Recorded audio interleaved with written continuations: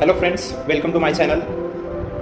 आज मी तुम्हाला शहीद आझम भगतसिंग यांच्याविषयी थोडक्यात सांगणार आहे की कसे ते महान आणि ग्रेट होते.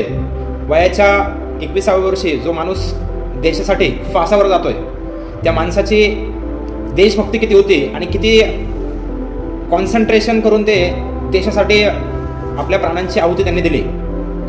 तुम्हाला त्यांना फाशी होणार होती त्या दिवसाच्या अगोदर त्यांना 12 तास ब्रिटिश गव्हर्नमेंटने फाशी दिली. ह्याचं कारण म्हणजेच की त्यांना जर ठरलेल्या वेळेवर जर फाशी देण्यात येईल तर त्या ठिकाणी जमा होईल, लोक त्यांच्या विरोध प्रदर्शन करतील. आणि ह्या भीतीपोटी त्यांनी काय केलं रे, भगतसिंग यांना 12 तास अगोदर फाशी दिली. ज्या दिवशी फाशी होणार होती त्या दिवशी सकाळीच ते नेहमीचं रुटीन त्यांचं सकाळचं लवकर उठायचे, असेच त्या दिवशी सुद्धा लवकर उठले आणि त्यांच्या सेलमध्ये ते व्यायाम करायला लागले. तर त्या ठिकाणी त्यांच्या शेजारी असलेला एक व्यक्ती त्यांना बोलतोय की तुम्हाला तर आता फाशी होणार आहे आणि तुम्ही आता व्यायाम का करायला लागलेत.